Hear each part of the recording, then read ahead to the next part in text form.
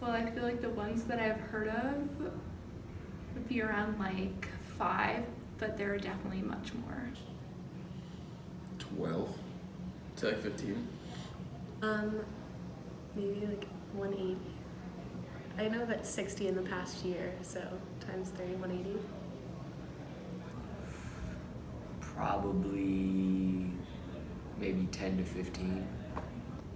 I'd say probably less than 10. Okay.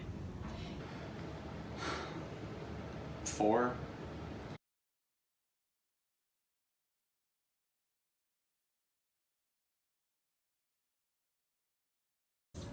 I would say the majority were on campus. Mostly on campus. I think just about Davidson culture probably on campus. I don't know that many people living off campus. Definitely on campus. I would guess that there are a fair number on campus out of those that happen.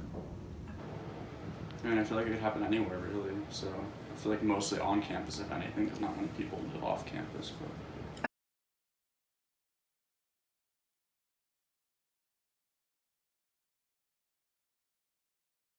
I would say probably alcohol. Alcohol, drugs, maybe all the above. I think all of the above. I don't know when. I mean, from speaking from personal experience and like my friends' experience, all of them have happened when alcohol or partying was involved. I would say alcohol is probably a big one.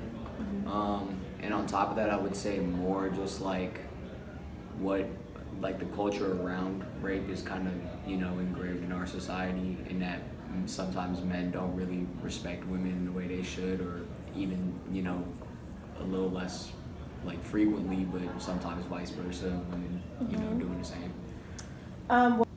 Yeah, I'd say, I don't know, my guess would be that it comes from like F culture, so alcohol, everyone going out, and maybe some drugs. no, I mean, first of all, this school barely has a party culture, so don't act like it does.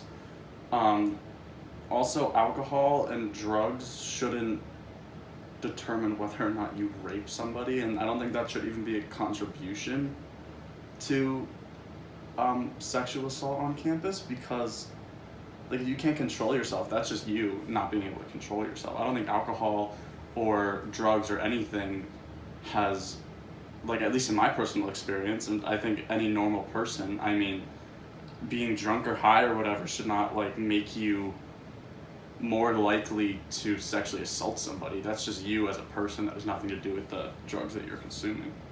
Okay. Any normal person should be able to consume those things and not have those urges.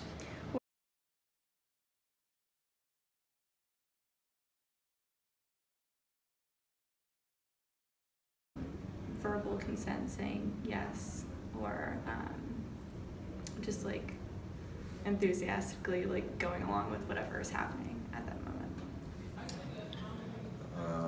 I feel like they're completely independent events. Like you can't say you give less consent, or consent's easier to give if you have consumed alcohol. Like it doesn't matter if you've consumed a sip or 100 sips. Okay, last question. Is the topic of rape something that you believe the institution should address more, or do we incorporate enough resources into our school to tackle this issue? I don't think there's enough resources at a number of schools that do this, so I just think it's not a Davidson thing. It's like more of like a collegiate thing that needs to be focused on in like all schools. I think open conversation about kind of the meaning of consent is more constructive than the shaming of like certain instances. Thanks, guys. A sober interaction between two people, and it can be changed at any time, and it is an enthusiastic yes. Like a clear cut yes. It's no way around it. You have to make sure that that person is comfortable with the decision that is being made, and like it's a mutual decision, and you have like very very definitive, yeses from that person. Both parties have to basically want to go through with the action the entire time it's happening. Both clearly into it, there's a verbal agreement, there's like a hey, let's go, and then it's just like a yeah, and then it's like